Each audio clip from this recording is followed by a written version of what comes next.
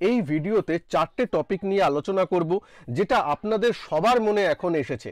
সেটা হচ্ছে ভোটের পরে মার্কেটের আউটলুক এবং কোন সেক্টরে বাই এবং সেল করলে আমাদের একটু মুনাফাটা বেশি হতে পারে। সেটা সুইং ট্রেডিং হতে পারে বা ইনভেস্টমেন্ট হতে পারে, সেটা নিয়ে আলোচনা হবে। তবে একটা রিস্ক থেকে যাচ্ছে, অনেক জানেন কোয়ালিশন গভর্নমেন্টের ব্যাপার আছে, অনেক কিছু আছে। রিস্কটা কি এবং সেই অনুযায়ী আমি কোন সেক্টরকে বেশি একটু ওয়েটেজ রাখছি, ওভারওয়েট, এবং কোন সেক্টরদের একটু কম ওয়েটেজ রাখছি, কি কি রিস্ক তা নিয়ে আলোচনা করব। মিডিয়াম টার্ম আউটলুক নিয়ে কথা বলবো, যে ইটিএফ না স্টক, কোথায় আমার কিন্তু একটু আউটলুক এই মোদি সরকার 3.0-তে কিন্তু আমার একটু চেঞ্জ হয়েছে, সেটা নিয়ে আলোচনা করব। মিডিয়াম টার্ম আউটলুক, তার সাথে সাথে রিসেন্টলি একটা ইন্টারনেটেও শোনা যাচ্ছে যে মিউচুয়াল ফান্ডে যে স্ক্যাম খবর এসেছে, সেটা নিয়ে আপনাদের সাথে আলোচনা করব। যারা আপনারা মিউচুয়াল ফান্ডে ইনভেস্ট করেন বা যারা ইনভেস্ট করতে চলেছেন, তাদের কিন্তু এই ব্যাপারটা খুব খুব জানা দরকার মিউচুয়াল ফান্ড স্ক্যাম নিয়ে। এইটাও এই ভিডিওতে আমি রাখবো। তো চলুন শুরু করি। প্রথম পয়েন্ট, ভোটের পর কোন সেক্টরে বাই সেল এবং মার্কেট আউটলুক এবং কি রিস্ক থাকবে। ঠিক আছে, আর প্লিজ ভিডিওতে একটু লাইক করে দিন, আর ভিডিওতে এই চ্যানেলে নতুন হলে চ্যানেলকে সাবস্ক্রাইব করে বেল আইকনকে প্রেস করতে ভুলবেন না, যাতে নতুন কোনো আপডেট রিলিজ করলে তার নোটিফিকেশন আপনার কাছে চলে আসে। আর যারা এখনো আমার ফ্রি টেলিগ্রাম গ্রুপে জয়েন করেননি, তারা প্লিজ নিচে দেওয়া লিঙ্ক থেকে জয়েন করে নেবেন। ডেসক্রিপশন বক্সে এবং কমেন্ট বক্সে লিঙ্ক দেওয়া আছে। দেখুন, এটা নিফটির ডেইলি চার্ট, এটা 4 জুনের চার্ট, যেদিন আমি আপনাদের সাথে লাইভ মার্কেটে ছিলাম। মার্কেট নিচে এসেছিল, তারপর 3 দিনে, এই বিগত 3 দিনে কিন্তু যেখান থেকে মার্কেট পড়েছিল সেই প্রায় সব যে নিচে নামাটাকে, সেটাকে কিন্তু সে রিকভারি করে নিয়েছে। কিন্তু প্রশ্ন হলো, অনেকের স্টক যে এই দিন যে লেভেলে ছিল আর আজকে যে লেভেলে আছে, স্টক কিন্তু অনেক নিচে আছে। প্লিজ নিচে কমেন্ট করে জানাবেন যে আপনার কোন স্টক ওই ভোটের 4 তারিখের আগে যে লেভেলে ছিল সেই লেভেলে এখনো ফিরে আসতে পারেনি। আপনার পোর্টফোলিওতে থাকা বা সুইং ট্রেডিং এর জন্য নেওয়া কি স্টক এই অবস্থায় আছে, একটু জানাবেন প্লিজ। অনেক স্টকে কিন্তু ফিরে আসতে পারেনি, তার মানে কি সেগুলো খারাপ হয়ে গেছে? একদমই নয়। বাজার কি ভাবছে যার জন্য সেটা ফিরে আসেনি, সেটা একটু মানে আমরা আলোচনা করব। কিন্তু নিফটির দিক দিয়ে দেখতে গেলে পুরোটা জিনিস কিন্তু সে রিকভারি করে ফেলেছে। তাহলে এবার নিফটির আউটলুক কি হবে? তার মানে এই যে ইভেন্টটা যে একটা হলো, এই যে পুরো একটা ইভেন্ট হলো, সেটা কিন্তু এখন দেখতে গেলে আজকের দিনে দাঁড়িয়ে কিন্তু একটা নন ইভেন্ট হয়ে দাঁড়ালো ভোটের রেজাল্টটা। মানে বাজার যা মনে করে গেছিল এক্সিট পোলের সময়, প্রায় সেটাই হতে চলেছে। প্রায় সেটাই, মানে হ্যাঁ একটু খারাপ ব্যাপার হয়েছে, কিন্তু এই সেম গভর্নমেন্টের কন্টিনিউটি থাকবে, বাজার সেটা ভেবে আবার নিজের জায়গায় ফিরে এসেছে। এবার আমার যা পার্সোনাল মত, যে এর আশেপাশে একটু কনসলিডেট করবে, একটু মুভিং অ্যাভারেজগুলোকে একটু ক্যাচ আপ করতে দেবে, তারপর আবার নেক্সট র্যালি হয়তো শুরু হবে। ব্যাপারটাই রিস্ক একটা থেকে যাচ্ছে, যেটার জন্য আমি লিখেছি যে কোন সেক্টর এবং রিস্ক কি। রিস্কটা আগে বলে নি, তাহলে আমি কোন সেক্টরের উপর ওভারওয়েট বা আন্ডারওয়েট থাকবো সেটা আপনাদের কাছে ক্লিয়ার হবে। রিস্ক এখন বর্তমানে ভেরি ভেরি নিয়ার টার্মে রিস্ক একটাই বাজার দেখছে, সেটা হচ্ছে যে মন্ত্রিত্বের অ্যালোকেশন কোন দলের মানে ভাগ্যে পড়ে। যদি ইম্পর্টেন্ট কথা বলি, যেমন ধরুন ডিফেন্স, মানে মোটামুটি হোম মিনিস্ট্রি সেমই থাকবে আশা করা যায়, সবাই তাই মনে হচ্ছে। ডিফেন্স আর রেলওয়ে, এটা নিয়ে খুব আলোচনা চলছে, যার মধ্যে মনে হচ্ছে ডিফেন্সটা হয়তো মানে বিজেপির হাতেই থাকবে, বা কন্টিনিউটি যিনি করছিলেন তিনি করবেন সেটা ডিফেন্সের। তো ডিফেন্স মিনিস্ট্রি যদি সেম থাকে, মানে সেটা, তাহলে ডিফেন্সের স্টকগুলো কিন্তু একটু হাফ ছেড়ে বাঁচবে, বা ডিফেন্সের স্টকগুলো আবার দেখবেন সেই আগের পর্যায়ে পৌঁছে গেছে। ডিফেন্সের এই জন্যই আপনি যদি দেখেন হ্যাল, বিইএল, এগুলোর প্রতি কিন্তু আমার এই চ্যানেলে প্রচুরবার আপনাদের সাথে বলেছি, এবং হ্যালে আমার মনে হয় আপনাদের গত দিন যখন 4163-64 ছিল, তখন আপনাদের সাথে বলা হয়েছিল আমার পাবলিক টেলিগ্রাম গ্রুপে। তাই বলছি, পাবলিক টেলিগ্রাম গ্রুপে এখনো যারা জয়েন করেননি, প্লিজ নিচে দেওয়া লিঙ্ক থেকে জয়েন করে নেবেন। তো পাবলিক টেলিগ্রাম গ্রুপে কিন্তু আমি ফ্রি অফ কস্টে আপনাদের হ্যাল বলেছি, করেছিলাম এবং আমি নিজেও ভিডিওতে দেখিয়েওছিলাম। যদি ভিডিওটা আপনারা মিস করে থাকেন, নেওয়ার পিছনে কারণ কি সেটা কিন্তু একটু দেখে নেবেন এখানে রিস্ক ম্যানেজমেন্ট করে এইসব এই লাস্ট ভিডিওটা। সেখানে কিন্তু হ্যাল আমি আমার পোর্টফোলিওতে নিয়েও ছিলাম, মানে অ্যাড করেছিলাম, এবং সেটা 4150-এ নেওয়া হয়েছিল, তারপর সেটা কিন্তু 4700 হয়ে গেল, 750-এ বন্ধ হলো। সুতরাং বুঝতেই পাচ্ছেন 600 পয়েন্টের র্যালি কিন্তু অলরেডি আমি এনজয় করছি। আর আমার মনে হয় আমার চ্যানেলের যারা দর্শক আছেন, যারা নিজেরা অ্যানালিসিস করে দেখেছেন, তারাও হ্যালটা এনজয় করেছেন। তো ডিফেন্সের ব্যাপারে কিন্তু মোটামুটি আমি বুলিশ আছি। সুতরাং ওভারওয়েট বা যদি আগের পজিশন নেওয়া থাকে সেগুলোকে কন্টিনিউ করা যেতে পারে, কোনো অসুবিধা নেই। এখন কি নেওয়া যায় যারা বলবেন তারা, আমি তাদের বলবো দেখুন প্রত্যেক সময় 5-6% বেড়ে যাওয়ার পর তো নামার কোনো মানে হয় না। আগের চান্স আমরা মিস করব কেন যখন চিনিয়ে দেওয়া হচ্ছে জিনিসগুলোকে? তাই জন্য আগে যারা আছে তাদের ডিফেন্স সেক্টরে কোনো চিন্তা অতটা নেই। চিন্তা যেটা মেন বাজার মনে করছে সেটা হচ্ছে রেলওয়ে মিনিস্ট্রি। যতক্ষণ না পর্যন্ত, অনেক গুজব শুনতে পারবেন বিভিন্ন টিভি চ্যানেল থেকে যে না রেলওয়ে হয়তো এই রেলওয়ে মিনিস্ট্রি হয়তো এনার কাছে যাবে, হয়তো এক টিভি চ্যানেল বলবে না রেলওয়ে মিনিস্ট্রি আগে যার ছিল তার কাছেই যাবে, এরকম অনেক কিছু শুনতে পারবেন।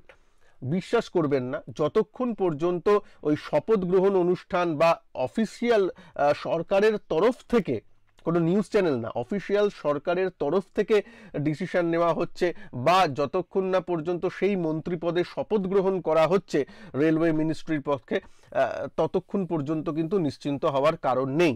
এবং সেক্ষেত্রে কিন্তু যদি রেলওয়ে মিনিস্ট্রি শরিক দলের হাতে যায়, সেক্ষেত্রে বাজার একটু হলেও রিয়াকশন নেগেটিভ সাইডে দিলেও দিতে পারে। এটা দেখুন অ্যাজাম্পশন, এটা একদম যে হবেই হবে তা নয়, একটু এটা হলেও হতে পারে বলে বাজার মনে করছে। তাই জন্য কিন্তু রেলওয়ে স্টকগুলো কিন্তু একটু থমকে দাঁড়িয়ে আছে। রেলওয়ে স্টকগুলো কি, রেলওয়ে স্টকগুলো যেমন আপনারা জানেন, তাও আমি কিছু কিছু দেখিয়ে দিচ্ছি। যেমন আপনার এর মধ্যে ধরুন ইরকন আছে, IRFC আছে। ইরকনের যদি আমি চার্টটা দেখি, ঠিক আছে, টিটাগড় মানে ওয়াগান রিলেটেড যে স্টকগুলো আছে, টিটাগড় ওয়াগান থেকে শুরু করে, তাই জন্যই দেখবেন ক্যান্ডেল থেকেই বুঝতে পারছেন এতটা বেড়েছিল, কিন্তু তারপর আবার বন্ধ হতে হতে এই নিচে, আর এর আগের দিন ছোট্ট একটা ডোজি টাইপের তৈরি করে বন্ধ হয়েছে। সেখানেই আপনি যদি ডিফেন্স স্টকগুলো দেখেন, আমি হ্যালের স্টকটা নিয়েই যদি আলোচনা করি, ডিফেন্স স্টকের ওয়ান অফ দা, সেখানে দেখবেন 3 দিন কিন্তু মোটামুটি ভালো গ্রিন ক্যান্ডেল একটু তৈরি করে গেছে। তো দুটোর মধ্যে পার্থক্য আছে। আবার যখন যদি দেখা যায় যে না, রেলওয়ে মিনিস্ট্রি নিয়ে যেটা ভাবা হচ্ছিল সেটা নয়, আগের যিনি কন্টিনিউ করছিলেন তার হাতেই আছে, তাহলে রেলওয়ে স্টকগুলো আবার অনেক বেড়ে যাবে। কিংবা শরিক দলের হাতে এলেও 1-2 দিনের একটু মানে নেগেটিভিটি হলেও তারপর আবার সেই জিনিসটা কাটিয়ে উঠবে। কারণ দেখুন মেন সরকার তো সেম আছে, মেন সরকারের পলিসিগুলো যে খুব একটা আমূল পরিবর্তন হয়ে যাবে সেটা আশা করা অতটা নয়। নাহলে বাজার আবার সেম লেভেলে উঠে আসবে কেন, আবার 23,300-তে উঠে আসবে কেন? তো সেই ব্যাপারটা আছে, কিন্তু সাময়িক যে একটা সেটব্যাক সেটা হতে পারে। সুতরাং মিনিস্ট্রি এখন কোন জিনিস কার হাতে যায় সেটা দেখবেন। আরেকটা সেক্টরের কথা বলছি যেটার দিকে দেখবেন, সেটা হচ্ছে শিপিং কর্পোরেশন বা শিপিং যে আছে, সেইগুলো কার হাতে যায় তার উপরেও কিন্তু নির্ভর করছে। ধরুন যেগুলো কোচিন শিপইয়ার্ড আছে, যদিও এগুলো ডিফেন্স রিলেটেড অনেক জিনিস বরাত পায়, তাও একটা সেন্টিমেন্টাল ব্যাপার থাকে। Mazagaon dock, GE shipping, Garden Reach shipping, এই জিনিসগুলোর প্রতি একটু নজর রাখবেন যে ওই দপ্তরটা কার হাতে যায়। তারপর অনেক কিছু আছে, ধরুন FMCG সেক্টর বা এইসব সেক্টর, একটু ফুড অ্যান্ড ওই ডিস্ট্রিবিউশন মিনিস্ট্রি কার হাতে যায় তার উপর এই জিনিসগুলো একটু নির্ভর করছে। একটু FMCG সেক্টরের উপর নজর রাখবেন তার জন্য।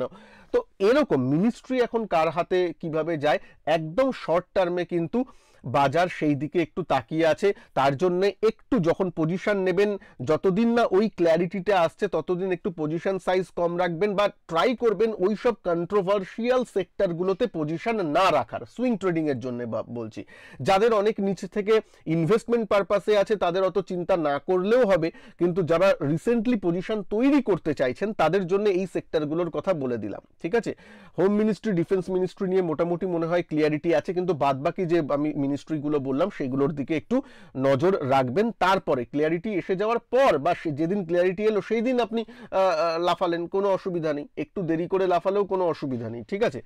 তো এটা যাতে একটু মাথায় থাকে, ওকে? আর তাছাড়া আমার চ্যানেলে এসে আমি তো অ্যানালিসিস করে দেবই যখন এরকম ঘোষণাগুলো একদম কংক্রিট ব্যাপারগুলো আসবে। একটা জিনিস মনে রাখবেন, এই সময়গুলোতে কিন্তু প্রচুর গুজবের জিনিস আছে এবং তার সেই গুজবের অনেকে কি বলে গুজবের সাহায্য নিয়ে অনেক অপারেটররা টাকা তৈরি করে নেয় এবং অনেকের টাকা লসও করায়। হ্যাঁ, এরকম হয়। এই জিনিসগুলো কিন্তু নতুন কিছু নয়, বাজারেই দেখুন না, বাজারে একটা এই করে একটা এক্সিট পোলের ব্যাপার হলো, তারপরে নিচে হলো, আবার উপরে উঠে গেল, ভি শেপ র্যালিতে মোটামোটা সবই ঠিক হয়ে গেল, কিন্তু মাঝখান দিয়ে অনেক ট্রেডারদের, অনেকে যারা ঠিক রুল মেনে কাজ করেনি তাদের কিন্তু অনেকটাই লস হলো। যারা সঞ্জয় টক্স চ্যানেলসের সাথে আছেন তাদের মনে হয় লোকসানের দিকে না হওয়াটাই জানি, কারণ মেন যেদিন ছিল 4 তারিখ সেদিন কিন্তু আমি আপনাদের সাথে 6 ঘন্টা লাইভে ছিলাম এবং আমি পার্সোনালি আমি যে ট্রেড করেছি, কপি করতে নিশ্চয়ই বলিনি আপনাদের, কিন্তু সেইখানে কিন্তু পয়সা আমরা তৈরি করেছিলাম, মানে মুনাফা নিয়ে গেছিলাম। সে যাই হোক, তো সেই ব্যাপারটা একটু মাথায় রাখতে হবে। 30-31 হাজার টাকার মতো আমাদের মুনাফা হয়েছিল জাস্ট 1 লট বা 2 লট নিফটিতে, ঠিক আছে? তো তাই জন্য বলছি, কিন্তু সবাই তো অনেকে ফেঁসে যান, তো সেই ব্যাপারগুলো যাতে একটু মাথায় থাকে, এই সময় কিন্তু ট্র্যাপড হবেন না, ঠিক আছে? আর আপনাদের কমেন্টস এই যে ভোটের পুরো ভোলাটাইল ব্যাপারটা নিয়ে নিশ্চয়ই কমেন্ট একটা আশা করব, নিচে কিন্তু অবশ্যই লিখবেন আপনাদের মতামতটা। এবার আসি আমি নেক্সট ব্যাপারে, যেটা আমি বললাম যে কি রিস্ক আলোচনা করলাম, মন্ত্রিত্বের ব্যাপার, আর ভোটের পর সেক্টর নিয়ে আলোচনা করলাম, 2-3টে সেক্টর নিয়ে আলোচনা করলাম, বাদবাকি সেক্টরগুলো ঠিক আছে, বাদবাকি সেক্টর ঠিক আছে। আচ্ছা, মিডিয়াম টার্ম আউটলুক, এটা খুব ইম্পর্টেন্ট। ইটিএফ ভার্সেস স্টক, আমি কি করতে চলেছি দেখুন। ভোটের পরবর্তী সময় একটা জিনিস তো ক্লিয়ার হয়েছে, ঠিক আছে, যতই হোক একটা কোয়ালিশন গভর্নমেন্ট কিন্তু চলছে। কোয়ালিশন গভর্নমেন্টের কিছু নিজস্ব দায়বদ্ধতা থাকে, কিছু প্লাস মাইনাস জিনিস থাকে, এটা উড়িয়ে দেওয়া যায় না, সেই ব্যাপারটা থাকে। যদিও এই সরকারের এখন শরিকরা বলছেন যে তারা একদম 5 বছর থাকবেন, যদিও বলছেন, তবুও একটা ইফ অ্যান্ড বাটসের ব্যাপার থেকে যায়। তাই জন্য আমি মিডিয়াম টার্মে মানে মিডিয়াম টার্ম মানে 1 বছর, 2 বছর, 3 বছর, এই মিডিয়াম টার্মে কিন্তু আমি একটু ইটিএফ বা মিউচুয়াল ফান্ডের উপর একটু বেশি ওভারওয়েট থাকবো দেন ইন্ডিভিজুয়াল স্টক। আবার বলছি, মিডিয়াম টার্মে আমি কিন্তু একটু মিউচুয়াল ফান্ড বা ইটিএফ এর উপর একটু বেশি ওভারওয়েট থাকবো দেন ইন্ডিভিজুয়াল স্টক। এর মানে কি ইন্ডিভিজুয়াল স্টক দেখবো না? না, আমি একদম পিওর উদাহরণ দিয়ে বলছি, আমি কিন্তু সেটা বলতে চাইনি। আমি বলছি, ধরুন আমার হাতে হঠাৎ করে 1 লাখ টাকার মতো এলো ইনভেস্টেবল, যে আমি 1 লাখ টাকা ইনভেস্ট করতে পারি, এবং মার্কেটও নিচে এসেছে, ধরুন 23,300 থেকে 22,500-তে বা 22,300-তে নেমে এসেছে মার্কেট। সুন্দর, মিড ক্যাপও একটু কারেক্ট করেছে, এইসব কারেক্ট করেছে, অনেক স্টক কারেক্ট করেছে, এবং আমার হাতে 1 লাখ টাকা আছে ইনভেস্ট করার জন্য। আমি কি করব? সোজা কথা, অন্যান্য সময় হলে আমি হয়তো 1 লাখ টাকার মধ্যে 80,000 টাকা আমি ডাইরেক্ট স্টকে ইনভেস্ট করতাম, যে আমার লং টার্ম পোর্টফোলিও যেটা চলছে সেগুলোতে করতাম, বাদ বাকি 20,000 টাকা আমি হয়তো মিউচুয়াল ফান্ডে করতাম, যে মিউচুয়াল ফান্ডে আমার লং টার্ম ইনভেস্টমেন্ট আছে। এখন কিন্তু আমার অ্যাপ্রোচটা একটু ডিফারেন্ট হবে, অ্যাজ সিম্পল অ্যাজ দ্যাট। এখন আমি কারণটাও বলবো কেন হচ্ছে। এখন আমি 60-70%, আবার বলছি, এখন আমি 60-70%, মানে 1 লাখ টাকার মধ্যে আমি 50 থেকে 60,000 টাকা বা 70,000 টাকা আমি কিন্তু মিউচুয়াল ফান্ড বা ইটিএফ এ আমি ইনভেস্ট করব। ঠিক আছে, মানে ডাইভার্সিফাইড মিউচুয়াল ফান্ড। যেমন ধরুন আমি মোমেন্টাম ট্রেডার একটু, বা মোমেন্টাম জিনিস পছন্দ করি, তাই জন্য আমি ওই নিফটি 200, মোমেন্টাম 30 ইন্ডেক্স ফান্ড যেটা আছে, বা নিফটি ইন্ডেক্স ফান্ড যেটা আছে সেগুলোর উপর, বা মিড ক্যাপ 150 ইন্ডেক্স ফান্ড যেটা আছে তার মধ্যে। মানে ইন্ডেক্স ফান্ডে করব কেন, সেটা একটু মানে ডাইভার্সিফাইড আছে, বা ইন্ডেক্স ফান্ড আমার পার্সোনাল প্রেফারেন্সের, আপনাদের একদমই বলছি না, কোনো ফিনান্সিয়াল অ্যাডভাইস একদমই নয়। আপনারা যারা অ্যাক্টিভ ফান্ডে আছেন তারা অ্যাক্টিভ ফান্ডও রাখতে পারেন, কোনো অসুবিধা নেই। অ্যাক্টিভ ফান্ড অনেক ভালো আছে, যারা বেঞ্চমার্কেও বিট করছে, সুতরাং কোনো অসুবিধা নেই। কিন্তু মেন ব্যাপারটা হচ্ছে আমি মিউচুয়াল ফান্ডের উপর একটু বেশি ওভারওয়েট থাকবো, কারণ তার মধ্যে অনেকগুলো স্টক আছে, তার মধ্যে প্রায় এক একটা মিউচুয়াল ফান্ডে 20 থেকে 30টা স্টক একটা বাস্কেট থাকে, সুতরাং একটা দুটো স্টক তার মধ্যে খারাপ হয়ে গেলেও বাদ বাকিগুলো একটু দাঁড়িয়ে যাবে। তার জন্যই আমি কিন্তু মিউচুয়াল ফান্ডে থাকবো 60%-এর মতো, বাদ বাকি 30-40% আমি কিন্তু ইন্ডিভিজুয়াল স্টকে করব। মানে ওই বাজার নিচে এসেছে তখন আমি 30-40% আমার ধরুন লং টার্ম যেগুলো পোর্টফোলিও, যেমন সিডিএসএল আছে, একটু জিও ফিনান্স আছে, এই ধরনের স্টকগুলোতে একটু ইনভেস্ট করলাম। হ্যাল যাদের অনেক নিচের লেভেলে নেওয়া আছে, একটু হ্যালে আমি ইনভেস্ট করলাম, এরকম। কিন্তু মেন আমার ফোকাস কিন্তু এই সময় ইটিএফ বা মিউচুয়াল ফান্ডে থাকবে। ঠিক আছে, কেন সেটাও আমি বলছি যে একটু রিস্কটা আমি কম রাখতে চাই। ওভারঅল সবসময় রিস্ক নিয়ে তো দরকার নেই, একটু রিস্কটা একটু কম করে, যেহেতু একটু কোয়ালিশন গভর্নমেন্ট আছে, মিউচুয়াল ফান্ডেও খারাপ রিটার্ন আসে না। আপনারা যদি ওপেন করে দেখেন কয়েকটা মিউচুয়াল ফান্ডে, small cap mid cap mutual ফান্ডের বা মোমেন্টাম জাতীয় মিউচুয়াল ফান্ড বিগত 1 বছর 2 বছর 3 বছরে যথেষ্ট ভালো রিটার্ন তৈরি করে দিয়েছে। সুতরাং মিউচুয়াল ফান্ডেও যে বাজে রিটার্ন হয়, মার্কেট যদি ভালো চলে এদেরও ভালো রিটার্ন হয়, মার্কেট খারাপ হলে তো সবারই খারাপ রিটার্ন হবে, সেটা তো স্বাভাবিক ব্যাপার। তো এটা যাতে একটু মাথায় থাকে। এটা আমার পার্সোনাল মতামত, আমি একদমই আপনাদেরকে বলছি না। অনেকে কমেন্ট করবেন না স্টকই ভালো, আমি ভালো খারাপে বলছি না, স্টকে তো আমিও নিচ্ছি, কিন্তু একটু পার্সেন্টেজ অ্যালোকেশনটা একটু মিউচুয়াল ফান্ডের দিকে একটু আমি স্কিউইড থাকবো, মানে ওই দিকে একটু ঝুঁকে বেশি থাকবো, এটা আমার পার্সোনাল ওপিনিয়ন, ঠিক আছে। আচ্ছা, এইবার চলে আসি তাহলে এই মিউচুয়াল ফান্ড নিয়েই যখন কথা হচ্ছে তখন, আর আপনারা যদি চান একটু প্লিজ নিচে কমেন্ট করবেন। মিউচুয়াল ফান্ড নিয়ে আমি প্ল্যান করেছি যে 2-3টে ভিডিওর একটা সিরিজ আনবো, ফিউচারের উপরেও একটা সিরিজ আনবো, সেটা জুলাইতে আসবে আপনাদের জন্য, এবং মিউচুয়াল ফান্ড নিয়েও একটা তৈরি করার প্ল্যান করছি, যেখানে ইচ ক্যাটাগরির মিউচুয়াল ফান্ড নিয়ে আপনাদের সামনে একটা ডিটেলস ভিডিও আনবো, যে mid cap, small cap, large cap, multi cap, এইসব নিয়ে। যদি আপনারা চান প্লিজ একটু নিচে কমেন্ট বক্সে জানাবেন। আর আপনারা মিউচুয়াল ফান্ডের স্পেশালি কি জিনিস, কি ধরনের প্রোগ্রাম চান সেটাও একটু লিখবেন, তাহলে আমি সেইভাবে প্ল্যান করব বা সেইভাবে শ্যুট করব, ঠিক আছে। আপনাদের মতামতের অপেক্ষায় রইলাম। আচ্ছা, মিউচুয়াল ফান্ড স্ক্যাম নিয়ে একটু কথা বলি। তার আগে, স্ক্যাম বলার আগে আপনাদের বলছি, যারা চান যে এই ভিডিওকে যদি ভালো লাগে, এই ভিডিওটাকে প্লিজ একটু লাইক করে দিন। চ্যানেলে এখনো যারা সাবস্ক্রাইব করেননি সাবস্ক্রাইব করে রাখুন। আর যারা আমার এসটি সুইং চ্যাম্প ব্যাচে, যেখানে সুইং ট্রেডিং নিয়ে কথাবার্তা হয়, লাইভ ক্লাসও হয় মাঝে মাঝে, সেগুলো নিয়ে যে আলোচনাগুলো যদি শুনতে চান, সেই ব্যাচে যদি জয়েন করতে চান, আমার চ্যানেল ভিজিট করে সেখানে জয়েন বাটন পেয়ে যাবেন। আমার এই চ্যানেল ভিজিট করবেন, নিচে জয়েন বাটন পেয়ে যাবেন, এই যে জয়েন এরকম বাটন পেয়ে যাবেন, এই জয়েন বাটন ক্লিক করে কিন্তু আপনারা মেম্বারশিপ নিয়ে নিতে পারেন এসটি সুইং চ্যাম্প ব্যাচে। আর ট্রেডিং চ্যাম্প ব্যাচ, যেখানে অপশনও অ্যাড থাকবে, সেটা জুলাই থেকে শুরু হবে এই ইউটিউবের মাধ্যমেই, ঠিক আছে। তো জয়েন হয়ে যাবেন যদি চান।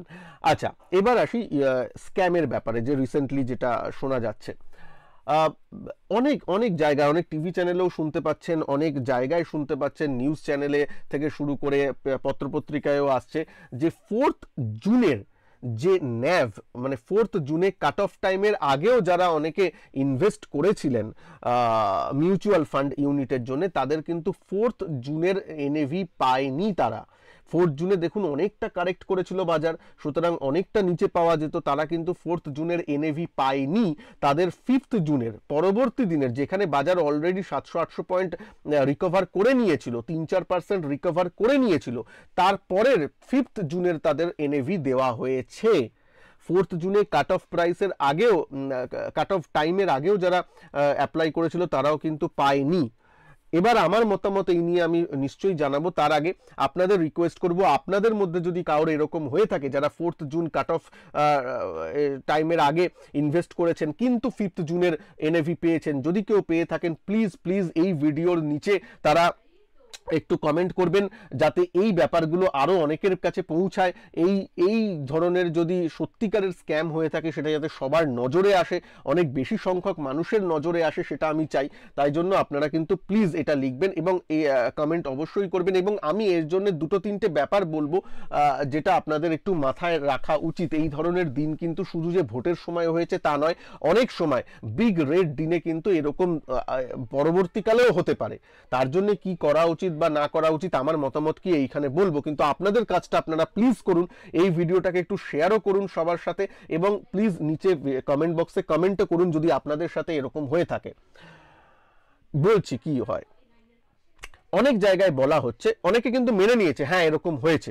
অনেক ধরুন অনেকে যারা কি বলে, অনেক অ্যাপের মাধ্যমে করেন, প্ল্যাটফর্মের মাধ্যমে করেন, অনেক ডিসকাউন্ট ব্রোকারের প্ল্যাটফর্মের মধ্যে থেকে করেন, অনেক থার্ড পার্টি অ্যাপ আছে তাদের মাধ্যমে করেন, সেইখানেই প্রবলেমগুলো অনেকটা বেশি দেখা দিয়েছে। সবার ক্ষেত্রে বলছি না, কিছু কিছু অ্যাপের ক্ষেত্রে, কিছু কিছু প্ল্যাটফর্মের ক্ষেত্রে হয়েছে। যারা এএমসি থেকে ডাইরেক্ট করেন, এএমসি থেকে ডাইরেক্ট মিউচুয়াল ফান্ড কেনেন, তাদের ক্ষেত্রে কিন্তু ব্যাপারগুলো হয়নি বেশিরভাগ। মানে এএমসি মানে ধরুন আপনি টাটার মিড ক্যাপ ফান্ড কিনতে চান, কথার কথা একটা উদাহরণ দিচ্ছি, টাটা মিড ক্যাপ ফান্ডের আমি কোনো অ্যাডভার্টাইজমেন্ট করছি না। টাটা মিড ক্যাপ ফান্ড আপনি কিনতে চান, সেটা আপনি যদি অ্যাপের মাধ্যমে করেন, অন্য কোনো অ্যাপ, থার্ড পার্টি অ্যাপ, ধরুন জেরোধার কয়েন আছে, গ্রো অ্যাপ আছে, আপস্টক্সের মাধ্যমে আছে, বিভিন্ন অন্যান্য অ্যাপও আছে, তাদের মাধ্যমে একটা করা যায়। আরেকটা করা যায়, আপনি টাটা এএমসি, টাটা মিউচুয়াল ফান্ডের ওয়েবসাইটে ডাইরেক্ট গেলেন এবং ওখান থেকে কিনলেন। যারা ওই ডাইরেক্ট মিউচুয়াল ফান্ডের ওইখান থেকে গিয়ে কিনেছেন, মিউচুয়াল ফান্ড ওয়েবসাইটে টাটা মিউচুয়াল ফান্ড, ধরুন আমি টাটা মিউচুয়াল ফান্ডের এখানে না লিখেও দিই, টাটা মিউচুয়াল ফান্ড, এরকম ওয়েবসাইটে গিয়ে কিনেছেন, তাদের কিন্তু পরিশানি হয়নি খুব একটা। এখানে ওয়েবসাইটে মোটামুটি কাট অফ টাইম এই দুপুর 2টো পর্যন্ত থাকে।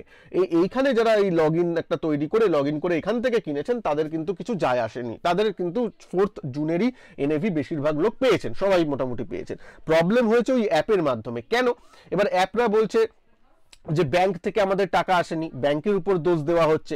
ব্যাংক বলছে, ব্যাংক এই ব্যাপারে আবার কিছু বলছে না, ব্যাংক বলছে না অ্যাপের তরফ থেকে করছে। এএমসি বলছে না আমার কাছে তো টাকাই আসেনি, তাই জন্য আমি এনএভি করতে পারিনি। আসলে কি কে দায়ী বা কেন এটা হয়েছে সেটা নিয়ে কিছু নেই। অনেকে বলছেন যে হ্যাঁ একদিনে অনেক বেশি পরিমাণে ট্রানজ্যাকশন এসে গেছে, তাই জন্য হ্যান্ডেল করা যায়নি। এটা আবার কি কথা হলো? তাহলে তোমরা মিউচুয়াল ফান্ড সহি হ্যাঁ বলে এত অ্যাডভার্টাইজমেন্ট করছো কেন? যদি একদিনে মানুষ যেদিন পড়বে সেদিনই তো বলো ইনভেস্ট করতে, সেদিন পড়বে সেদিন ইনভেস্ট করবে, আর তোমার সিস্টেমই সেদিনের এনএভি দেবে না বা অত ট্রানজ্যাকশন হ্যান্ডেল করতে পারবে না, এইভাবে এইটা তো কোনো কারণ হলো না। এটা তো কোনো কারণ হলো না। আমার মনে হয়, আমি রিকোয়েস্ট করব